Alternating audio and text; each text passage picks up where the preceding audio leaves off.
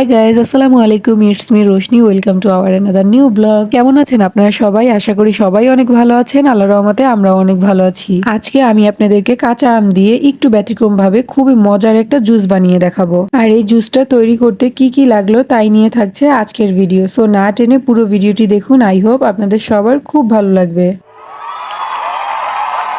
আমি আজকে কাঁচা আমের জুস বানাবো, তবে সেটা বানাবো একটু অন্যরকম ভাবে। আর এই কাঁচা আমের জুসটা বানানোর জন্য যেটা সব থেকে বেশি প্রয়োজন সেটা হচ্ছে কাঁচা আম, আর লাগবে পুদিনা পাতা। তবে এই পুদিনা পাতাটা একদম ফ্রেশ, আমাদের বাসার ছাদ থেকে নিয়ে আসা। আরো লাগবে চিনি, বিট লবণ, কাঁচামরিচ আর হচ্ছে কালো গোলমরিচের গুঁড়া। তো প্রথমে আমি আগে কাঁচা আমগুলোকে খুব ভালো করে পানি দিয়ে ধুয়ে নিব, যাতে কোনো রকমের ময়লা না থাকে। কাঁচা আমগুলোকে খুব ভালো করে ধুয়ে নিলাম। দেন আমার গুড্ডু এসে বলছে, মা আমি তোমাকে একটু হেল্প করি। আমি বললাম ঠিক আছে বাবা, তুমি আসো, আমাকে একটু হেল্প করো। আমার গুড্ডু পারুক বা না পারুক, ও সব সময় আমাকে সব কাজে হেল্প করতে চায়। তবে আমি আজকে কাঁচা আমগুলোকে আগুনে দিয়ে পুড়িয়ে দেন হচ্ছে জুস করব, তাই আমি কাঁচা আমগুলোকে খুব ভালো করে আগুনে দিয়ে পুড়িয়ে নিচ্ছি। সব সময় তো আমরা কাঁচা আম দিয়ে নর্মালি জুস খাই, তাই ভাবলাম আজকে একটু অন্যরকম ভাবে খাওয়া যায়। তাই যেই ভাবা সেই কাজ। আর আমটাকে পুড়ে জুস বানালে একটা অন্যরকম স্মেল আসে, যার ফলে আমের জুসটা খেতে আরো বেশি মজা হয়। যাই হোক, ভালোভাবে আমটাকে পুড়িয়ে নেওয়া ডান। এখন আমগুলোকে সুন্দর করে বিচি থেকে ছাড়িয়ে নিব। আর এমনিতেও আজকে প্রচুর গরম পড়েছে। এত গরমের মধ্যে এক গ্লাস ঠান্ডা ঠান্ডা জুস খেতে পারলে মনটা এমনিতেই শান্ত হয়ে যাবে। আমটা ভালোভাবে ছাড়িয়ে নেওয়া হয়ে গেলে দিয়ে দিব ব্লান্ডারের ভিতরে, তারপর দিয়ে দিব প্রয়োজন মতো চিনি আর বাকি যা যা ছিল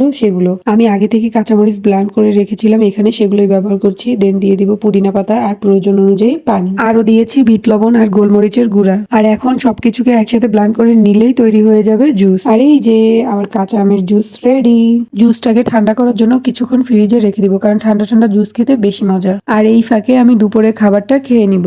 জুসটা ঠান্ডা হতে থাকুক আর ততক্ষণে আমি খাবারটা খেয়ে নিই, কারণ আমি এখনো দুপুরের খাবারটা খাইনি, আর খালি পেটে জুসটা খাওয়া একদমই ঠিক হবে না। আর এই যে আমার পাকনা বুড়া গুড্ডু, আমি ইদানিং ভিডিও করতে বসলেই সে দৌড়ে চলে আসে আমার সাথে ভিডিও করার জন্য। এসে আমাকে বলে, মা আমিও তোমার সাথে ভিডিও করব।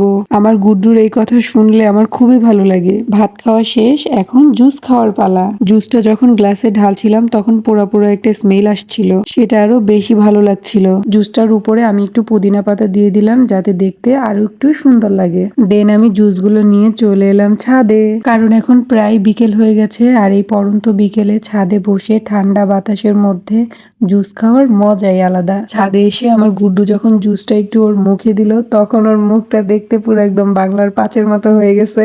মানে আমি শুধু ওর দিকে তাকে তাকে হাসতেছিলাম ওর কাণ্ড দেখে।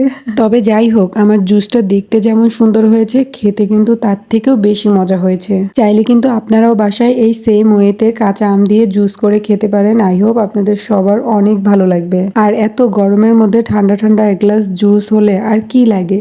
যাই হোক, আমার আজকের ব্লগটা এই পর্যন্তই। দেখা হবে অন্য কোনো ব্লগে। ততক্ষণ পর্যন্ত ভালো থাকবেন, সুস্থ থাকবেন, আর আমাদের জন্য বেশি বেশি দোয়া করবেন। আল্লাহ হাফেজ। ও আরেকটা কথা, আমার ভিডিওটা যদি ভালো লাগে তাহলে অবশ্যই কিন্তু একটা লাইক করে দিবেন, আর আমার চ্যানেলটাকে সাবস্ক্রাইব করতে কিন্তু একদমই ভুলবেন না। Tata, bye bye.